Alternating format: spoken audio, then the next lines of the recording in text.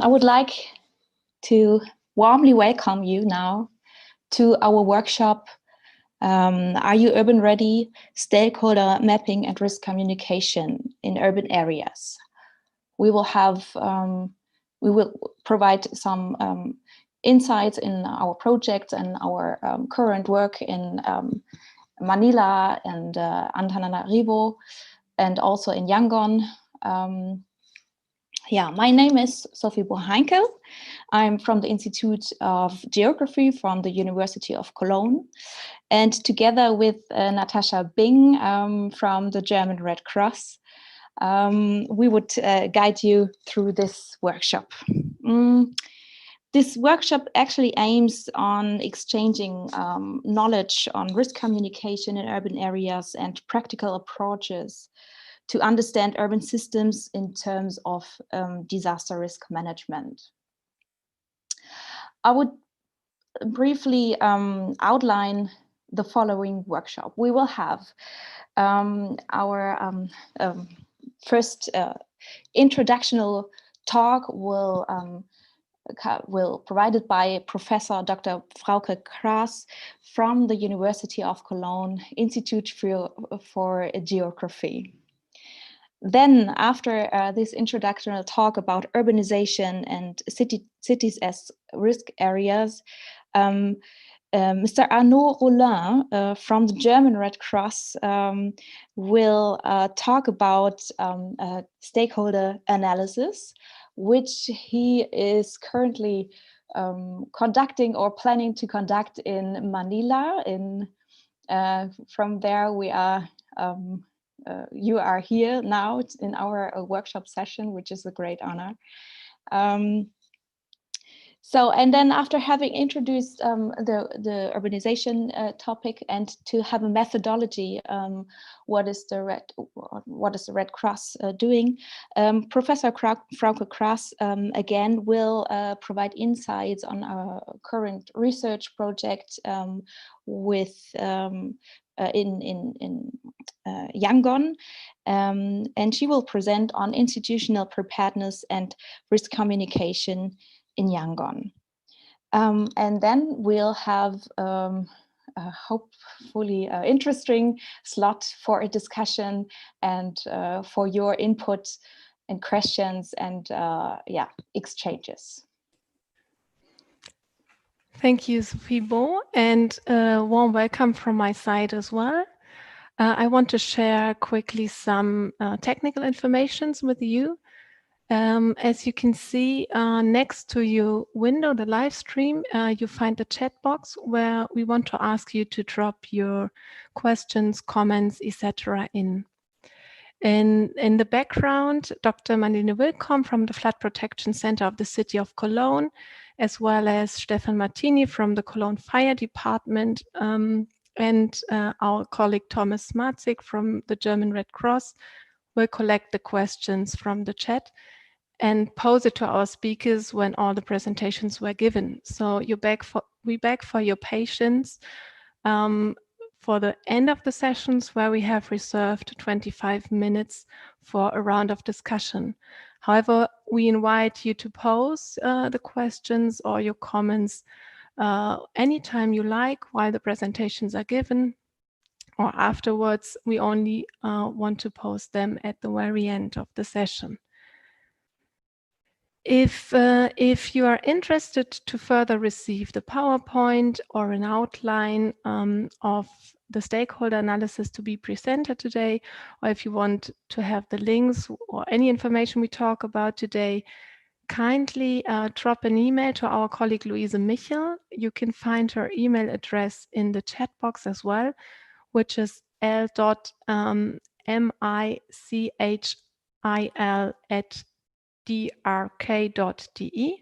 She will collect your emails and take care of that you will receive all the information you have requested.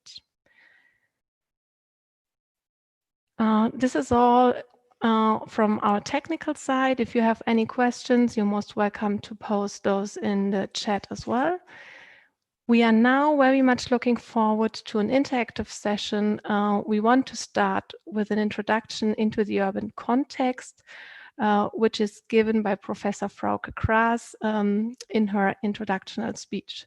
We would kindly invite Professor Frauke Kraas to start. Thank you.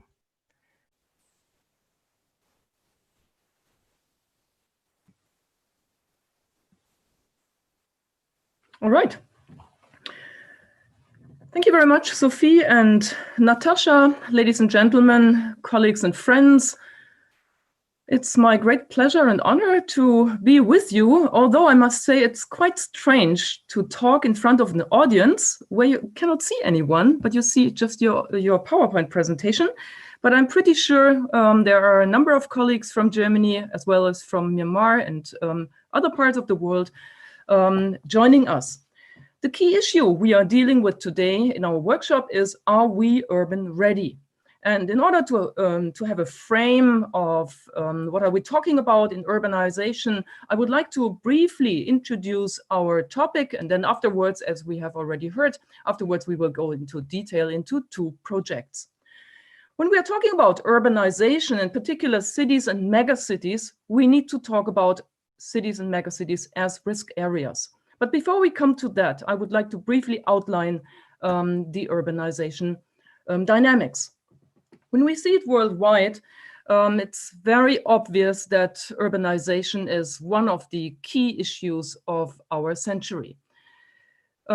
If we just see the urbanization trends from 1950 to the prospective 2050, we can clearly see that not only the number of population in urban areas is steeply rising from about 1 billion to 4 billion projected in 2030, we can also see that this steep rise is different in terms of regions. So very clear is that the massive urbanization trend takes place, first of all, in Asia, as well as more and more in Africa. And particularly here in these two world regions, urbanization is gaining pace, particularly since the 1990s. But it's not an equal pace that we are witnessing. It's a different evolution of city sizes, which we can witness worldwide, while in the 1950s, about 60% of the urban dwellers lived in cities less than 300,000 population. In the year 2030, the share will be completely different. In those cities, just less than 300,000 inhabitants, there will be around roughly 40%, while those huge cities, megacities, more than 5 million, more than 10 million inhabitants, will count up to about 25%. So the global population is still living in small and medium-sized cities on the one hand, but on the other hand, about 1/4 is already living in megacities. When we see that in more detail, we can grasp this enormous dynamics. If I just would like to point out the mega urban developments worldwide, we can see that in 1950, we had just 4 megacities, while in 2025, we are expecting to have 74 megacities. This is cities then with more than 5 million inhabitants worldwide. Since 1970, a few of them, several of them actually enormously grew. Just to give 2 examples, between 1970 and the projected 2025, city like Delhi, with a growing population of about 4 million to about 28 million, or Dhaka in Bangladesh, which is the highest dynamics, from about 1.5 million to more than 20 million inhabitants. So it's a huge development, which is particularly taking currently place in Asia, but it is expected that for some areas in Africa, similar developments may take place.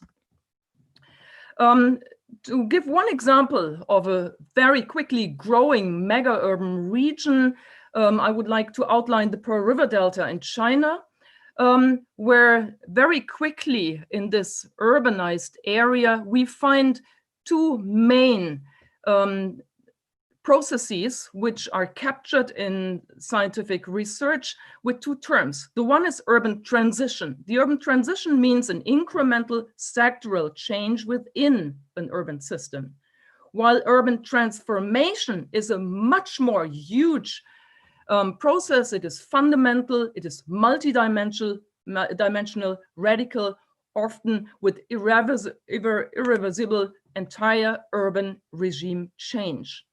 And we just see how those areas have very quickly changed over the years. This is the situation where you can see in red here the urbanized, densely urbanized areas in the Pearl River Delta in 1990. Just about 6 years later, we see that the cities are hugely expanding far over their territories. And again, few years later, something emerged here in the Pearl River Delta, just as an example for many other megacities expanding like this. We have a rapid urbanization, it is multidimensional, and we also have to say it's a partly unregulated development. Against that background, in the Sustainable Development Goals, there's one SDG 11 focusing on the urban sustainable development. To make cities more inclusive, safe, resilient, and sustainable. And with 4 directions of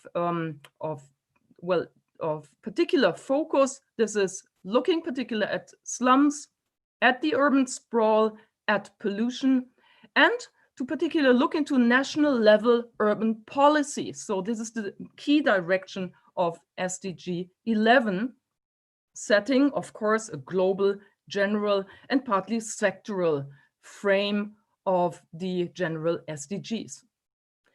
Against that background, we had a conference in 2016 in a row of many conferences of the Habitat United Nations Conference on Human Settlements, so Habitat 3 conference, where the so-called New Urban Agenda was incepted, focusing on the following key issues.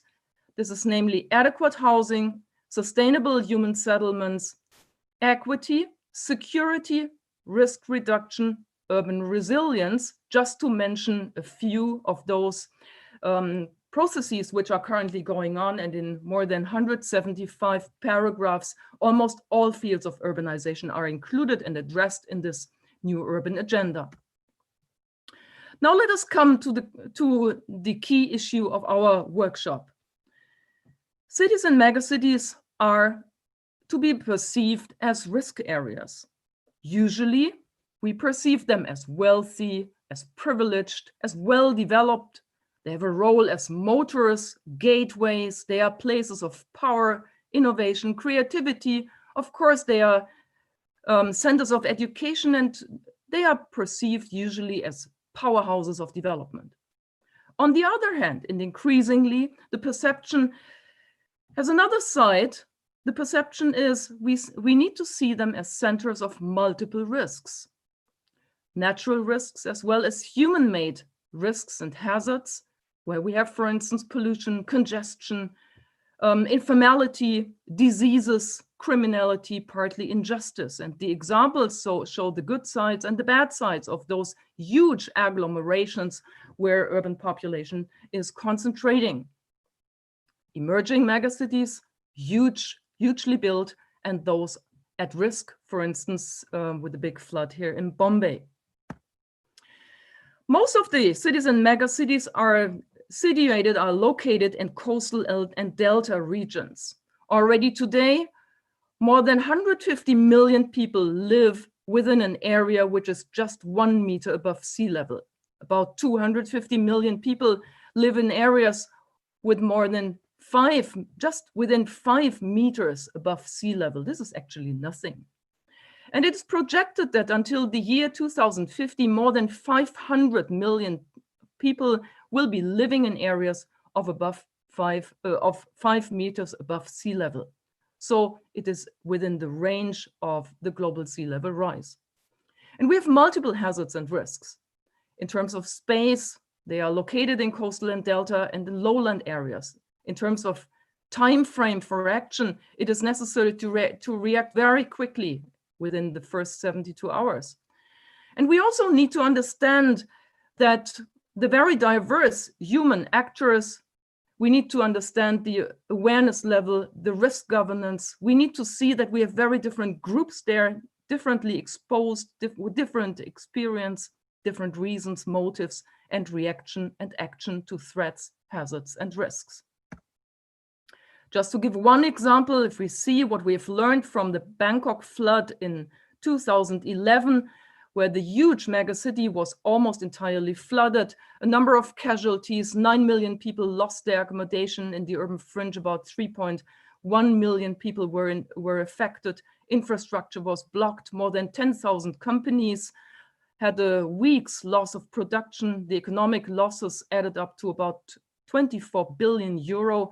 The economic growth had to be corrected. And we also have to see that less than 1% of private households was insured. So the cost of reduction added up to about 3% of the GDP of Thailand, let alone talking about 10,000s of return migrants to their neighboring home countries. So we cannot no longer speak about natural disasters. We cannot only look at climate change. We have to see that those processes we are witnessing are social catastrophes or civilization-caused disasters. They are human-made. They are civilization-caused. We have massive unregulated urbanization and industrialization. We have inadequate and maladjusted land use planning and development. Very often risk preparedness is focusing on infrastructure and technology only, with a lack of awareness and participation of institutions, private sector, civil society. And also we need to see that very often urban areas are not yet perceived as urban systems, but we should perceive them as complex socio-ecological systems with complex emergencies, where different scales, different causalities need to be taken into account. Against that, we would like to shift from a perspective which is to be coined as regions at risk to, more appropriately, to people at risk, as Ben Wissner coined it in 2007. So I do hope that with this wrap up of the current processes, our perspective is a bit changing now to cities and megacities as as risk areas, and we definitively need to know more and we need to collaborate more. Having said that, I want to hand over back to Sophie and Natasha. Thank you very much. Thanks a lot, Professor Kras, for that comprehensive introductory presentation on the urban context and on urban systems, especially. Thanks. We want to proceed with the presentation by Mr. Arnaud Roland, who will give us an idea of new approaches of stakeholder analysis for the urban context. Good evening. Can you hear me? Yes, very well. Yes, it's working.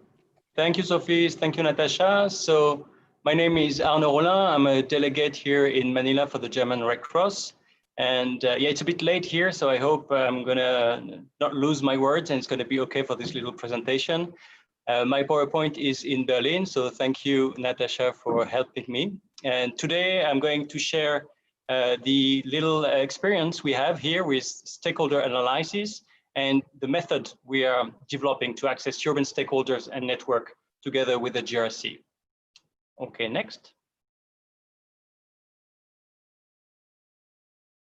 We're going to see why are we doing a stakeholder analysis, what benefit can we have by doing such a little analysis.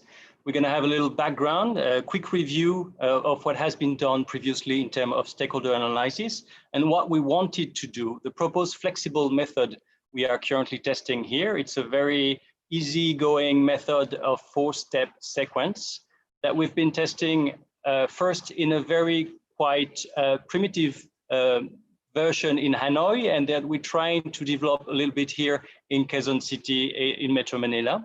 And we have a few lessons learned from those different experiences. So as we were all saying, it's an ongoing process. We are currently learning by doing, and we're going to share with you what we know today on this urban stakeholder analysis. Next.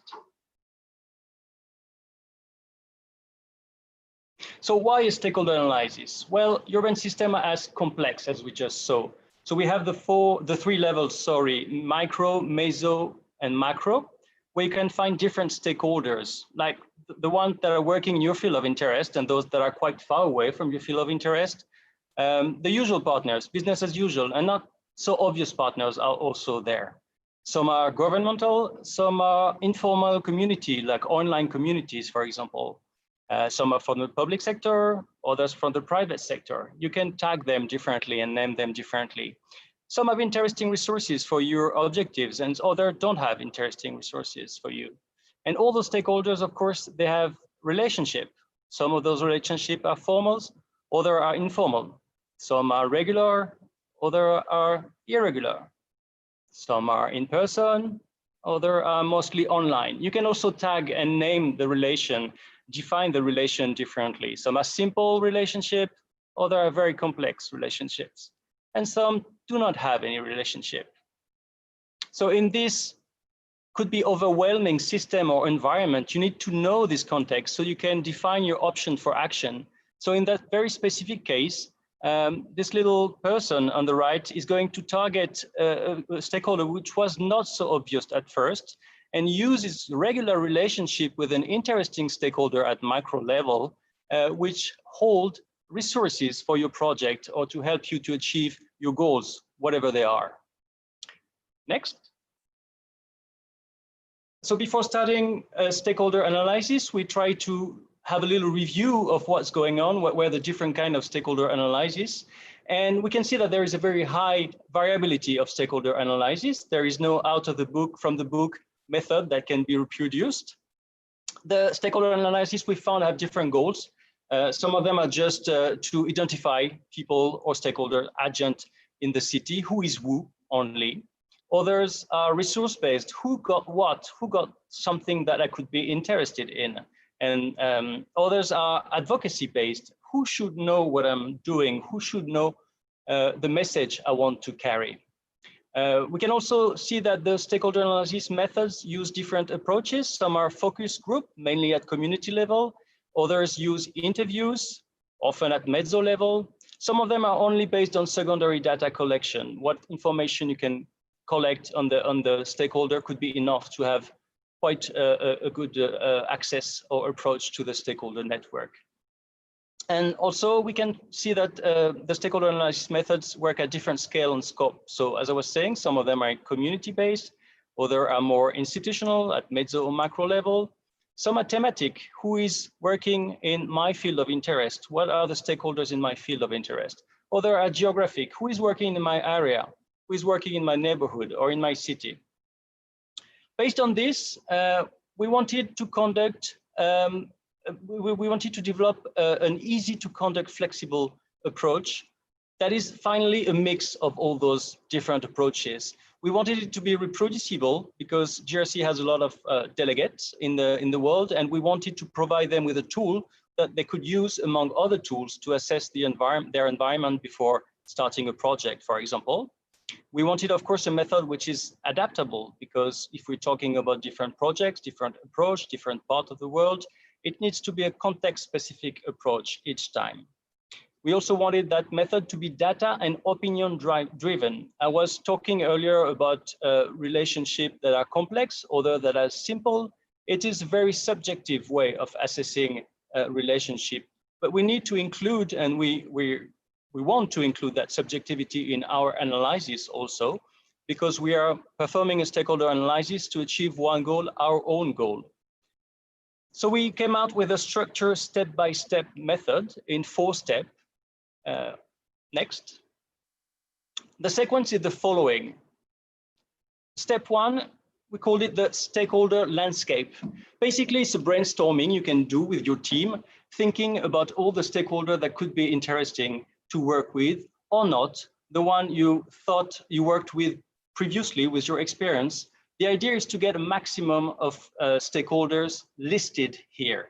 Then you're going to screen down a little bit those stakeholders, and you're going to focus on key stakeholders that you're going to choose according to criteria you're going to decide, because they're working in your field of interest, because they are very important for you, you feel, and you're going to narrow down this list to 10 or 15 stakeholders.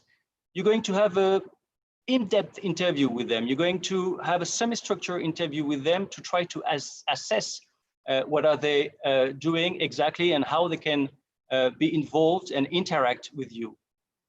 Then, based on this information you're going to collect through the semi-structured interview, you're going to assess, to rank, to categorize your stakeholders. And we have three main criteria here. Relevance of the stakeholder, we already at step 3. Relevance of the stakeholder for your goal. Interest of that stakeholder, is it interested in what you're doing? Are you interested in what he is doing? And the interaction you have. Do you have strong interaction with this stakeholder already, or you don't have strong interaction? Is it far away from you, or is it close from you? You're going to evaluate those three criteria, and you're going to create a stakeholder sheet.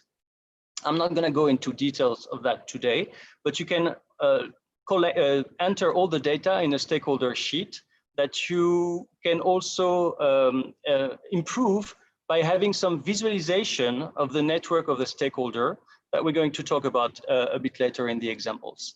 Once you have your stakeholder analysis, you can draw your strategy. You know your stakeholders, and according to your stakeholders, you're going to draw a different strategy to reach them. For example, the ones that are very relevant and not at all interested in what you're doing, well, you would need to go to see them and to convince them to join you. This strategy is going to be different according to the different categories of stakeholders you have. So what we see in that sequence of 4 steps is basically how to screen, how to kind of use a Swiss cheese to screen step by step these numerous stakeholders and to focus only on those that are interesting for you, whatever your interest is. Next step. So this method I was saying was tested first in Hanoi in 2018 to assess a little bit the interest towards a new concept of the stakeholders of Hanoi regarding anticipative project against heat waves in the country. Vietnamese Red Cross and German Red Cross were starting a forecast-based financing project to anticipate heat waves in the city. And the objective of the stakeholder analysis was twofolded. It was to gather information of potential stakeholder who could join the project, who could be on board, and to share information about the project, to sensitize a little bit and to advocate for that project. About 20 partners have been visited, and the output of this was a list of stakeholders with their emails and phone that was updated, and that's a very important thing. Linked to potential new partners like Ministry of Health, UN, private sector, and most of all, maybe a better understanding of the interest of the different stakeholders toward the activities that could be developed and could be implemented in that project. Next. I'm now going to share with you what we're doing here in Metro Manila, in Quezon City. So we're working in partnership with the Philippine Red Cross and especially with the Quezon City chapter. Metro Manila is a mega city, as Professor Kras was saying. It's not one city, it's 17 cities. I have this number of 13 million. I've seen that Professor Kras has 14.9 million already inhabitants. It's a very high, densely populated city. Like most of capital city, it gathers stakeholders that are acting at different levels. Everybody's here. Those that are working at local or community level, those that are working at city level, those that are working at regional level, because Metro Manila is also a region, and those that are working at national level. Our project aims mainly at strengthening preparedness of the Philippine Red Cross to respond in case of a major earthquake in this very dense urban environment. And one of the key activity is to implement a drill, a simulation exercise to set up an emergency field hospital in the aftermath of the earthquake. The stakeholder analysis was really developed with 2 objectives. First, to identify among all those urban stakeholders, which one could be key stakeholders to involve in the drill, to bring on board, who would co-benefit from that drill, who we can benefit from and who can also benefit from the drill with us. And the second objective of our stakeholder analysis is to identify key stakeholder we want to inform that we're going to perform a drill. We don't want people to learn on the D-Day that something is happening, especially those people at the police, for example, that could be very surprised to see hundreds of volunteers working here. So we want to be sure that everybody's going to be informed that we're going to do the drill on D-Day. Next. So the first step that we performed, it's step one of the method I was talking earlier, is the stakeholder landscape, having a list of stakeholders. And the idea here is not to think about the partner as usual, but it's to open your mind and to find different partners, new partners, maybe innovative ones, maybe not. But the idea is not to reduce the scope of possible partner.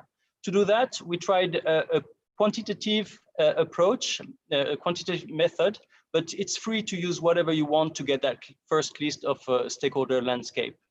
The method we've used was, the idea was we had 6 participants, you can see them on the right, and they had little papers, and they had 1 minute to write down the name of 5 stakeholders in a certain category. The idea was not to find an interesting stakeholder, an important stakeholder. The idea was to get 5 stakeholders. So they need to write without thinking too much. The 5 categories we addressed were health stakeholder, DR stakeholders, all the civil society stakeholders, the ones that don't come first in mind because they are not institutionalized, like groups, associations. The 4th category was who should we avoid to make angry in order to really well prepare the drill and do not have problem. And the last one was who should know but had not been yet mentioned in the first step. We got 102 stakeholders in 1 hour, so it's a big list that we are now cleaning and completing. Next step. So the next step is going to screen down, as I was saying, to reduce this list to 10 or 15 stakeholders. And we're gonna prepare the semi-structured interview, and we're going to interview those people. Based on that, we're gonna have a stakeholder analysis, network analysis that I'm going to show you right after with fake data, I have to admit it. Data at least, and based on this stakeholder network analysis, we're going to have our stakeholder strategy, which is going to be for us 2 different documents. The drill pre-organizational report that is going to address the gaps, all the things that need to be done before we organize the drill, and the drill action plan, which is going to be a living document saying how we do step by step, how we address the gap, how we fill the gaps. So next. I was talking about the network analysis. So this is on the left, you have the interface of Gephi, which is an open source software we are using to do this network. You upload a list of stakeholders with different criteria that we're not going to describe right now. And you can see on the right, the network that is computed by the computer. You can see the black dot, which is PRC-QC chapter. So it's our main partner. And the different dots are representing, the size of the dot is representing the relevance of the stakeholder, the color, its interest, and the black line, of course, are the relation between the different stakeholders. This is their fixed image, but you need to imagine that in the computer, you can move the different dots, you can focus on different things, you can zoom in, zoom out to have a better understanding of how the relationships are in this network. I want to point out 2 things. First thing is the funerals that you can see at the bottom right of this network. They're quite far away from us, but they're a new stakeholder. They're a stakeholder we didn't think about that came out from that little brainstorming session. And this is indeed very relevant to go to see the funerals and to include them in the drill to see how we're going to coordinate on D-Day. The second stakeholder that I want to show is UP on the bottom left. So UP is the University of Philippines, and this is on their field, on their pits that we're going to do the drill. So of course they need to be informed that we're going to arrive. And how can we access to UP? So next slide, please, Natasha. You can see a little functionality of the software that gives you the shortest path to reach them. And we can see that if we are at QC Quezon City chapter, we have 2 different paths to reach our stakeholder University of Philippines. Either way, we go through the HQ, Philippine HQ, that has relation with UP, or we can go to the LGU with the local government unit, in that case, the city of Quezon City, which is, of course, having a relationship with the University of Philippines. Next. So very briefly, and once again, it's an ongoing process, but we already can see benefits out of it. The first one, I would say that the process in itself is as important as the product. We showed a network, so I'm late now. We showed a network analysis, but more important than this image, or more important than the report that we can get, is the fact of sitting and thinking of who's doing what and who could be interesting. And this is a very important time to take sometimes in the project. Of course, this image I just showed before is a very good advocating tool. If you have to convince decision makers, they don't have a lot of time, you can prepare the network so that it's very easy to see the different steps, how far away we are from different stakeholders, and what should be done to address gaps, if any. It's a good way of identifying new partner. I was talking about the funerals a bit earlier. And it's also a way of institutionalizing knowledge. Usually the information that are collected during this stakeholder analysis are in the head of the staff of the organizations. But when the staff leaves, the information lives. Having this kind of structure approach can allow you to keep the knowledge within the institution. Very briefly, I just add that it's not too much consuming because there is no real additional work, in the sense that when you start an activity, you go to see the stakeholders and you have interview with them, you talk with them. So it's not really an additional work that you have to do. It's just a different way of approaching the interview. And you can get not only the stakeholder analysis, but you can get also valuable indirect products, such as a guest list, for example, for any kind of kick-out workshop or meeting to launch a project, and you can get an updated contact directory with the updated contacts of the different stakeholders. Thank you. This is all for me. I'm a bit late, I think. Thank you very much. Thank you, Arno, for this interesting insights in your current work and this practical approach in a stakeholder analysis. I would highlight that our audience is invited to use the chat to ask questions, which we are going to discuss in our discussion round after the next presentation. And also, as we are now seeing that emails coming in to Louise Michel, there is the opportunity to get the PowerPoint presentations and to keep in touch. If you send just a short email to Louise Michel, whose email address we also already have posted in the chat, just to have this short remarks. And now I would like to invite again Professor Frauke Kraas to present on one of her current research projects in Yangon.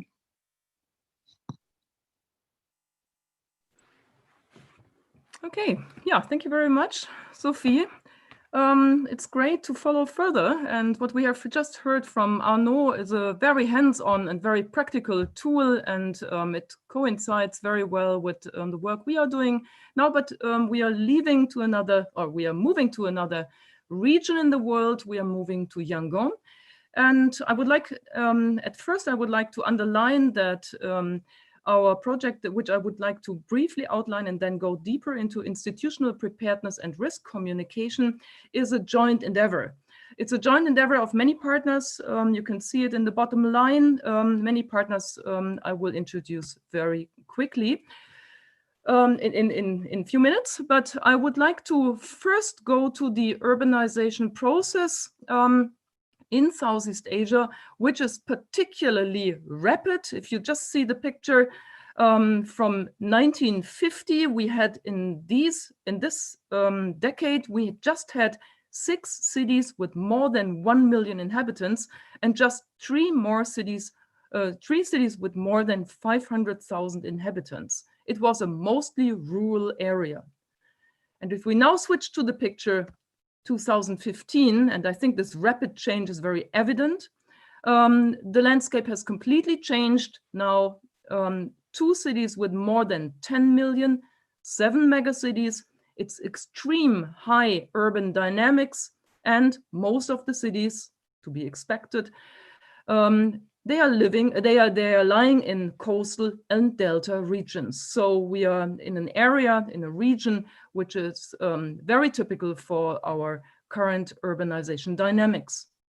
Against that background, in our joint project, which is funded by the Federal Ministry of Education and Research, we are aiming at looking at multiple risks management in extreme events in fast-growing cities and megacities in Myanmar, with the aim to, first of all, understand multiple risk challenges and to establish a comprehensive, integrated multiple risk management tool.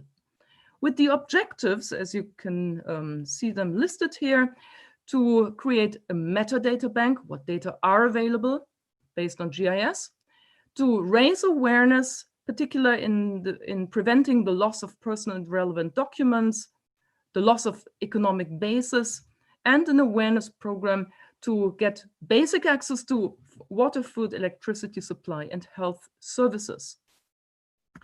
It is a large consortium in Myanmar. The lead partner is the Yangon City Development Committee, YCDC, based in Yangon, of course, connected with the Department of Urban and Housing Development, Ministry of Construction, the University of Yangon, the Myanmar Environment Institute, and connected are further governments and city administrations, the Yangon Region Government, Shan State, Mon State Government, Naypyidaw City, as well as Mandalay City. And you can see the areas and where we are actually working. This is Yangon and the connected 4 cities. And of course, Mandalay City, did I mention that? Then 3 universities are beyond University of Yangon connected. This is Mandalay, Molemyain, and Taunji. So you can see it is a consortium in Myanmar where very strongly government, administration, and universities, as well as also the Myanmar Environment Institute, is working together. On the German side, it's the University of Cologne, geographers, together with the Flood Protection Center, STEB, City of Cologne, the Cologne Fire Brigade, Search and Rescue Institute, the German Committee for Disaster Reduction, DKKV, and the Emergency Pastoral Care in Remagen, and internationally, ICLEI, Local Governments for Sustainability, Southeast Asia is connected. What we are particularly looking into is cities as complex systems in physical, human environments, multiple risks, and against the background of global change. The concept thus is transdisciplinary, international, it is process and actor oriented, has a long-term perspective, multi-stakeholder participation and interaction, and it is application-oriented research and implementation with a very clear people-oriented approach. Focus is on 3 natural risks. Actually, we started with earthquakes, tropical cyclones, and flooding, and given the situation of COVID-19, we have added this to our multiple risk list, of course. Yangon and 4 other cities, I mentioned them already, are connected.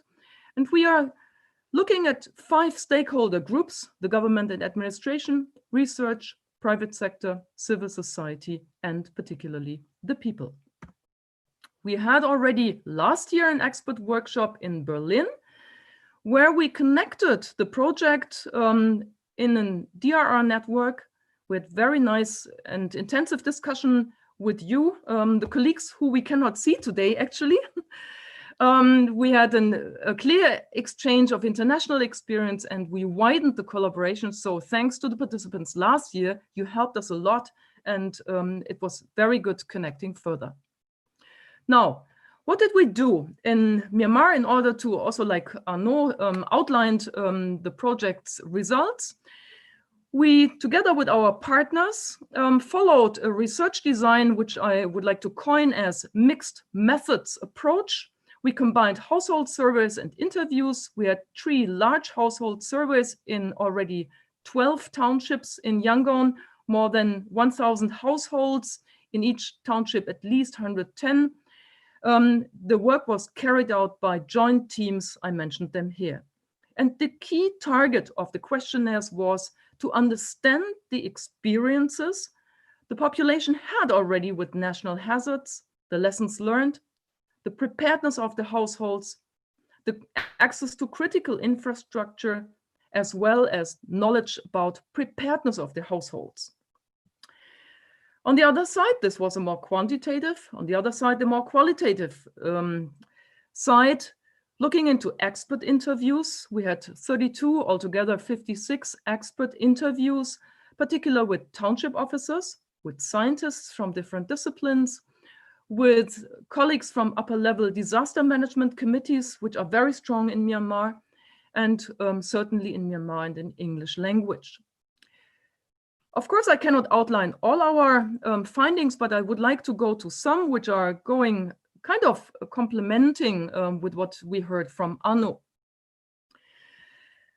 Also in Myanmar, we have a very sophisticated landscape of different stakeholders involved, such as on the risk assessment, the risk management, the different communication levels, and then of course down to the risk behavior, the self-organized protection and prevention. We do have leading institutions in Myanmar, such as the Department of Meteorology and Hydrology. Then we have the general administration departments with the decision-making, GAD offices, district offices, so it's on the regional as well as district level. Then we have the township offices. And then we have down to the lowest level, well-connected, the ward administrations, which are forming kind of a two-directional communication. This is in terms of communication side-backed by the media stations, by branches in Yangon, television, radio, on the local ground as well. So a clear structure, a corresponding structure of institutional preparedness on the one side and risk communication on the other. Asking now the population for what is your main source of information in case of a disaster, it's very obvious in Myanmar that television, radio, as well as mouth-to-mouth and social media are the most important communication tools. And what I would like to already underline here is, wherever we work, we need to understand the local context of preparedness and the local ways of main communication. We shouldn't assume, we should know for sure. Others like cell phones, newspapers, alarm sirens, and others are spread to a only minor way. And when we have a look to different age groups, I won't go to all these issues here, to different age groups, it is clear that age groups differ in terms of the access to social media, to the mouth-to-mouth, to radio, television, newspapers. So we wanted to know the different informational sources in order to adapt to the situation and to adapt to the channels of risk communication in a quite sophisticated way. Then further, we ask, who would you ask for help? And mainly it is the town and it's the ward administration. So 69% would ask the township officers and the ward officers for help after disasters, which bring the administration into a very strong position. Second is already the family and the community. So it's the people, it's the civil society. And then the fire brigade, very strong, as well as non-governmental organizations. These are partly religious, partly society organizations, which have a very strong tradition in Myanmar. And then the police, Red Cross, Department of Disaster Management, YCDC, which is also included with the strong connections here, of course, and others, which leaves a high pressure on official township officers and ward officers. So we need to look into this very clearly. So preventive risk communication takes place at township level and on the ward level. So we need to adapt whatever communication is there, we need to adapt it to the already given needs and practices. Further, it turned out very clearly during our field work, and I summarize this here, is that what we need is not a copy-paste, so good or best practices copy from one edge of the world to another. What we need is a cultural sensitive, is an inclusive, is a multilingual risk communication. We need to provide clear and reliable knowledge about risks and understandable ones, and I will come to that point in a minute. We need to foster risk preventing behavior, and what is also evident in our case is that trust needs to be created, needs to be promoted in terms of informing clearly to the people. So what is needed to develop further is a dialogue, is the participation, particularly of different target groups in the crisis and risk management. There are clear implications for our project. This is first of all linking the local government with experts from institutions of research and practice in multiple expert networks. And what we did, we created local knowledge-based co-production of information flyers about natural hazards in different ways. And I would just like to show you some of them. What we did is we had a very close cooperation and collaboration between the government and the institutional partners. And what we produced is flyers, brochures, which are available now for earthquakes, tropical cyclones, flooding, evacuation, as well as the new one on COVID-19, which of course is very closely connected with the Myanmar institutions. Certainly they are bilingual, culturally adapted, so in order to inform everyone in the native language. Let me come to a conclusion. In respect to what our findings are in the ongoing research project, the needs for multiple risk management capabilities are very clear. First of all, what we need to learn is from already past risks and crisis experiences, we need to know more deeply how to deal actively with uncertainty, and we need to communicate this. What is necessary from the scientific point of view is we need to anticipate impossible events and situations. We need to combine different kinds of knowledge and data. We need to strengthen self-organization and partly new forms of collaboration. What needs to be strengthened, and I didn't go deeper into that, it's more from the qualitative interviews we had, is the strengthening of ecological as well as social memories in terms of risks exposure. We need to develop capacities for knowledge generation and risk assessment, and we need to strengthen the public engagement as well as the adaptation to a flexible risk management. This is multiple risks, as the COVID pandemic shows us very impressively. Finally, what is needed, and this we will follow further in the next project phase, which will be starting from next year, is we need a paradigm shift. We need to include a more holistic understanding. So we should shift from sectoral to holistic approaches in urban areas. We need to shift from spatial to people-oriented approaches. And we should go from a more urban planning-oriented to an urban development-oriented understanding, including multiple stakeholders. And there are, finally, if I may summarize that, there are 7 implications for urban areas. What needs to be identified are regions and people at risk. We need to understand, second, the development motors of urbanization, key processes, hotspots, and tipping points. We need to understand urban areas as very complex and multiple systems in terms of human nature, biodiversity, social disparities, as well as natural and social cohesion complex systems. It is clear that we need inter- and transdisciplinary research, a strengthening of identity of place, responsible, and the roots of society. It needs to be strengthened self-organization capabilities in people-oriented measures. And what needs to go hand in hand is a clearly adjusted urban risk, information, participation, and communication process in terms of capacity enhancement. With this, I would like to thank you very much for your attention, and I'm looking very much forward to a number of questions to Arnaud and me. Thanks a lot. Thanks again, Professor Frauke Grass, for that comprehensive presentation, and thanks both presenters for more or less keeping time.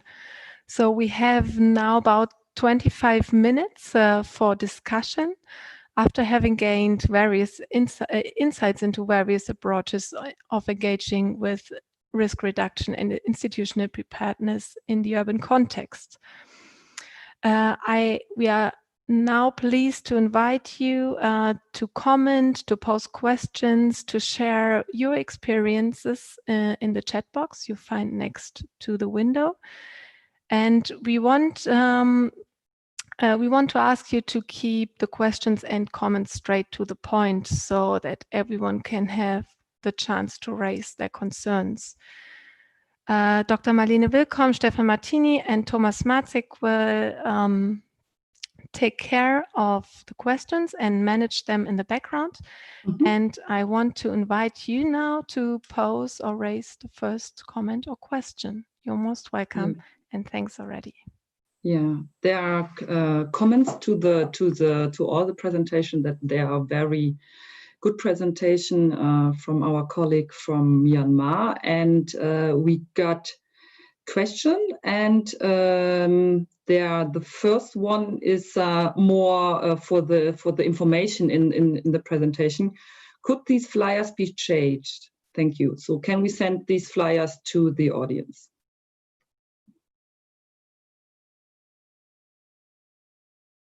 Frauke, maybe? Yeah, sure, of course, pleasure.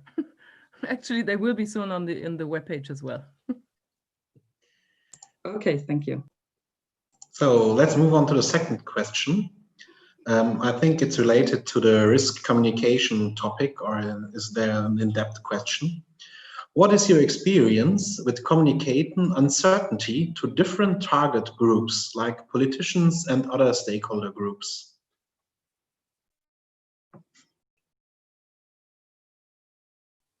I understand that this question goes to both of us, Arnaud and me, right?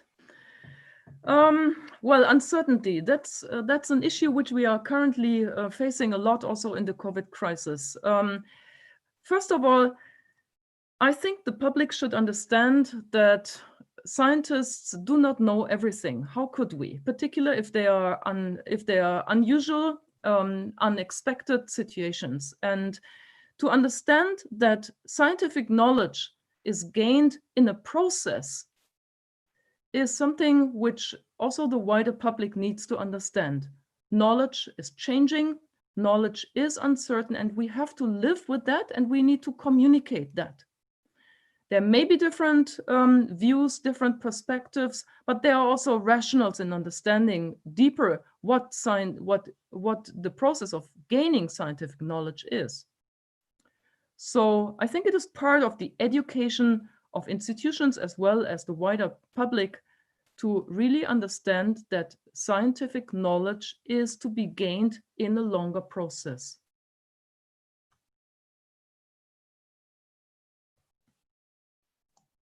Just to share very quickly regarding the politicians here, we didn't have yet any interview in Metro Manila in what we're doing. But what I can share with you is that there is a very big specificity of urban context we don't always think about, is that the leaders or the community leaders are politicians, and they are usually very busy, and it's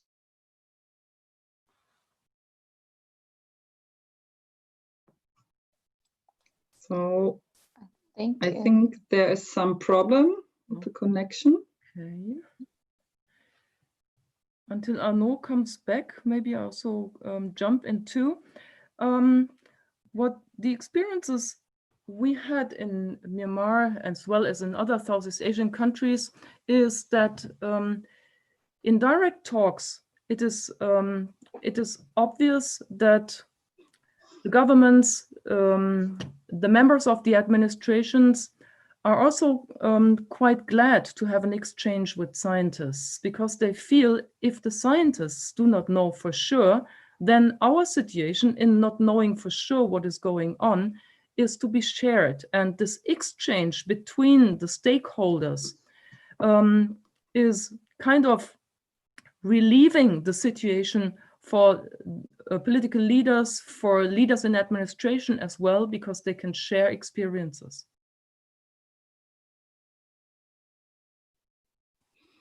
Sometimes the expectations are definitively too high. How can we know for sure if there is a completely new situation? Yeah, thank you, Frauke. There seems to be vanished.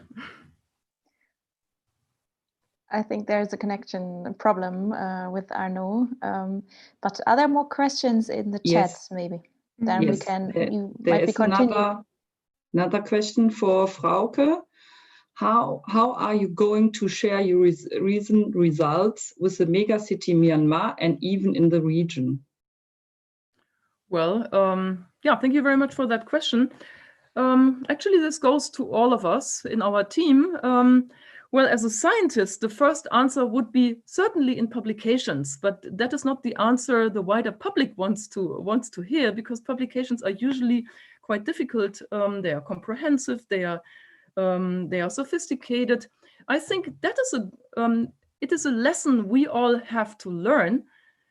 On all levels, we need to learn how to communicate better. And the biggest lesson for us as scientists is we need to understand that we have to speak clear, that we have to elaborate in easier terms, that we have to find a language which is understandable, which is practical, which is not too sophisticated and differentiated. And therefore, I think this learning process of interaction, stakeholder interaction, is a mutual learning process. So we learn from the people, we learn from teachers, from students, even from pupils, by their questions. What does that mean? Could you explain that more clearly? Could you explain that in easy words? I think that is communication is a multi-level experience and a multi-level learning process. Let alone, it is also a cultural learning process. We need to understand how to culturally communicate in an adapted and appropriate way. We need to understand how also in a religiously adapted and appropriate way knowledge needs to be converted. We also need to know how to situation-oriented particular information needs to be communicated. So there is on multiple level communication to be learned. And that experience is an experience where, if I may say so, Marlene, Stefan, please correct me if I'm wrong, Sophie, it is something where we learn very, very strongly from our Myanmar partners.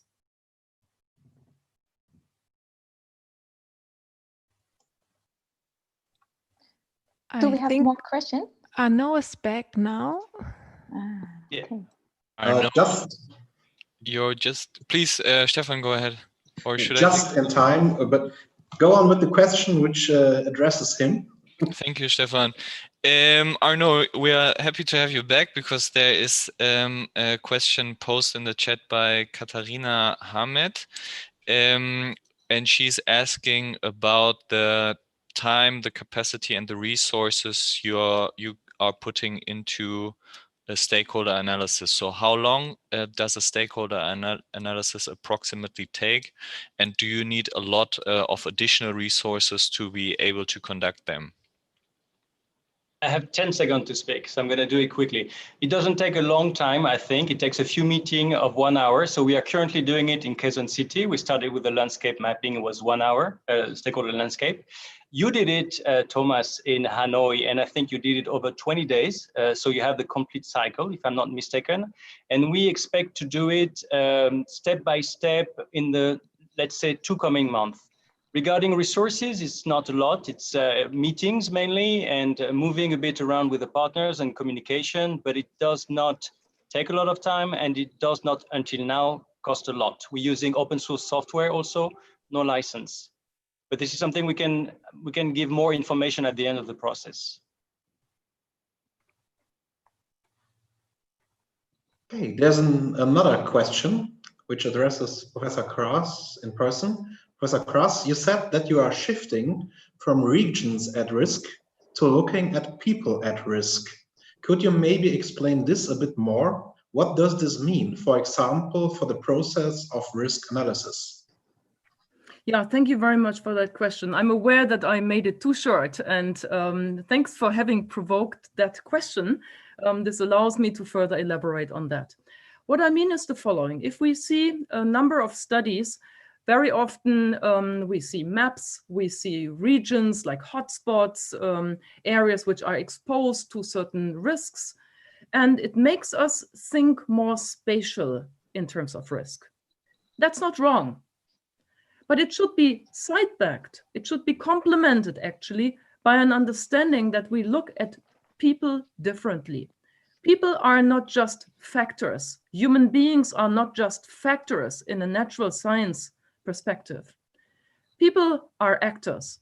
And as we had very clearly heard from Arnaud and his whole group, is that there are different views, different perspectives, different preferences, different resources, etc., etc.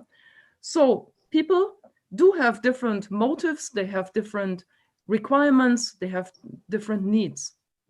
In order to understand people at risk, we need to understand the social system in cities and megacities at a much larger extent than we understand them today. To be even clearer, to be even more explicit, we have different language groups, we have different cultural groups, we have different religious groups. We have different ethnic groups. And this is what we learn, particularly in Myanmar. We have different age groups. We have handicapped people. We have young people.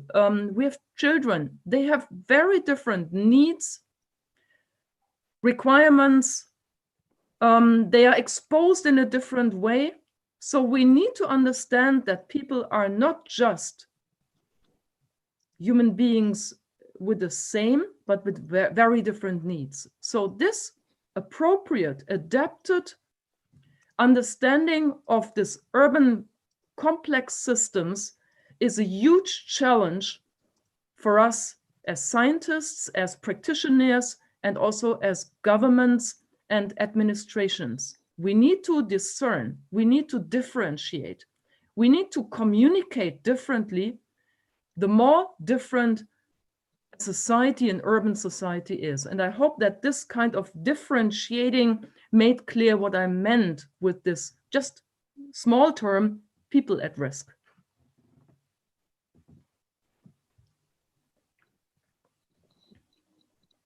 Thank you.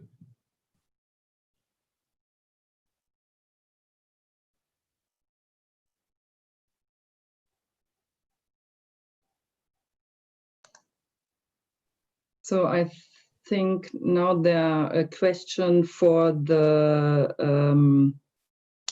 stakeholder analysis. Could you please provide an overview of the 5 tools of the social network analysis? As was mentioned in the chat of the conference, there are a lot freeware and open assets. Thanks a lot. So can you say more about the methods and the tools? I will start answering it, and then I will ask my colleague Natasha to finish. So we use Gephi. Gephi is G-E-P-H-I, which is an open source software you can find on the web. And also mind map was used. And I let Natasha add up on this because there were 3 more apparently. I don't know where those files were quoted. Thanks, Arno. Yeah, not in the present. In a bad situation, sorry. We will share them later in an email with you. They're not listed in the presentation, but we have tried out several, all open access, all freeware. We decided for Gephi as we had experience with it already. They more or less were quite similar, so there is not a big difference only when it comes to visualization. So yeah, we will attach it to the email. If we have your email address, we are happy to share it with you, and then you can go through and see what personally suits you best.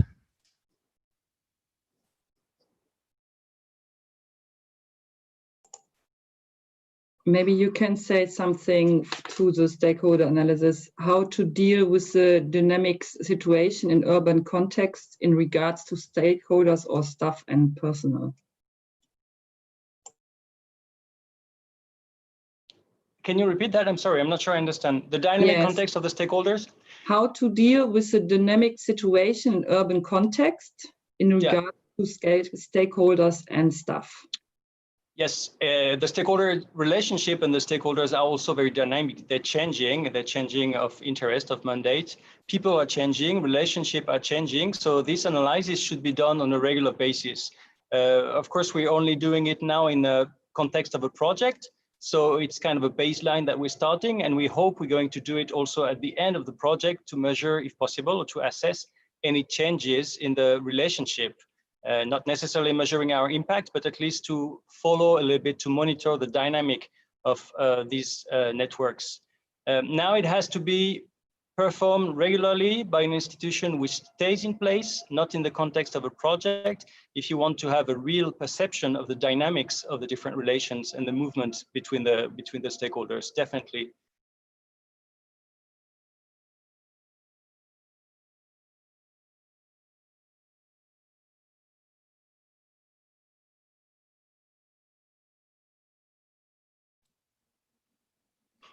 Are there more questions in the chat?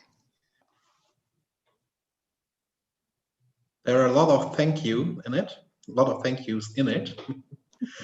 I think I got a... Oh, there is one. Professor Kraus, do you see the possibility that based on your research, you could develop a catalog of steps and considerations governments could take to better prepare for risk reduction in urban areas? So is there a catalog or is there a checklist you can follow? That's a nice one. Yeah, thank you very much for that question. Or it's less a question than an encouragement. I understand that.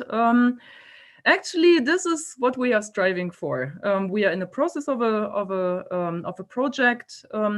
I have not yet seen in the literature, but there's of course a bulk of literature available. Anything like those catalogs of steps, like checklists already, and. Against that background, I would like to make two remarks. The one is, yes, there should be and there will be. It is part of our work, ongoing work, and not only our project's work. It is part of many research projects in urban areas, and I think it's a huge task to condense that. It would be very nice if one of the outcomes of our this year's conference would be to join hands with further urban disaster risk reduction projects worldwide to establish such a catalog.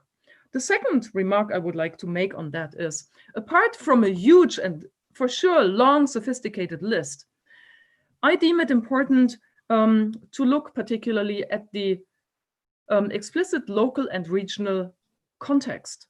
Because what is the value of a long list which holds true everywhere, against the background that we have very individualistic, individual urban context where these kind of checklists and catalogs are needed. So my plea is to contextualize, to regionalize and localize such a catalog for an urban area as such as one megacity, or for an urban system in a country, because usually the social as well as political situations in one country are quite similar to a certain extent. So my second plea is we should not just take such a good or best practice catalog and copy it, but use it in an adaptive way. But thank you very much for that.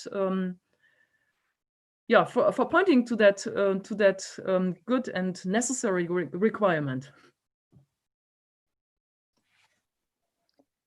Okay, Since time is running, I would suggest that we have one last question, if there is one in the chat. There is no question in the chat anymore. Okay, so then I would like to close this very interesting discussion, and I'd like to thank you thank you for your contributions in the chat. And I would like to invite Professor Frauke Grass again to shortly wrap up our session for today, what we have heard from the presentations and from the discussion.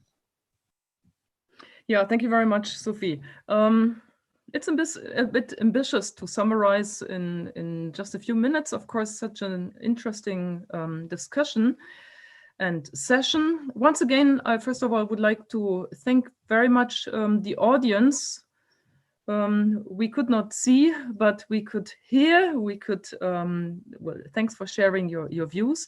We could connect with you. I'd like to make 8 points against what we heard in this workshop. First of all, I think we were sensitized to the fact of this very dynamic urbanization process, to the fact that cities, megacities are complex systems, and that many of the multiple risks they are exposed to are not just natural, but they are human-made. Second, we have a very high variability of stakeholders. We need to know more who are the actors. We need to develop people-oriented ways of understanding as well as communicating. So we need to kind of urbanize our tools. We need to urbanize our methods also. This is the third point. The fourth is what I understood, particularly from Arnaud and his group, was that we can use the power of visualization of the outcomes, like the tools and methods which are understood by the research projects can be visualized. They help with the network analysis. They help with understanding relationship, and they can be communicated also. So the process, as important as product, this is what Arnaud underlined. Point 5, I think it became clear that it is a mutual learning process between the stakeholders. So what is necessary for urban areas is to mutually learn from each other. So there might be more shallow hierarchies in the understanding process. So knowledge and experience needs to be shared, needs to be converted also. Number 6, people are very different. We need to understand the differences and the different layers and connectivities within these complex systems. So we need to learn, we need to shift from experts to learners and vice versa. My 7th point is, what becomes clear is that maybe particularly in urban areas, the linking of science and practitioners, the different knowledge and experience, needs to be connected with the urban realities of people, of different groups of people, to a much more, to a much deeper way as we have it in other locations, and particularly here, the processes are far quicker. So we need to react far quicker than, for instance, in rural areas. And my final point is, I think it became clear that in the stakeholder landscape, this connectivity and also the alliances we understand are very crucial for an adaptive and appropriate prevention as well as reaction in urban areas. And to deal more with these in-betweens, these connections, is quite crucial for our whole process in understanding urban areas. So maybe with these 8 points, I could leave it for the time being. From my side, I would like to thank very much again Arnaud, Sophie, Natasha, Marlene, Stefan, and Thomas, and of course the DRK team. It has been great pleasure working and exchanging with you. Although I must say it would have been much nicer to see our audience in reality. Anyway, I hope we will stay connected also in the future. Thanks a lot. Many thanks, Professor Kraas, for that final words. And because of timekeeping, I would leave it like this now. Thank you again for all the presentations, for the active attendance of the audience, for your questions and comments. However, we have a very last short note, because we are happy and looking forward to continuing the discussion with you via a Padlet we have set up, which should provide a platform for exchange even beyond that limited time span of this session today. So you can find a link to the Padlet in the chat just posted now by my colleagues. And if you want to further engage with us, you are most welcome to access that Padlet, post your comments, raise your questions. You can find our contacts there, and for sure we will answer as well. So hope to see you there, and glad having you here today. Thanks a lot and stay healthy. Goodbye.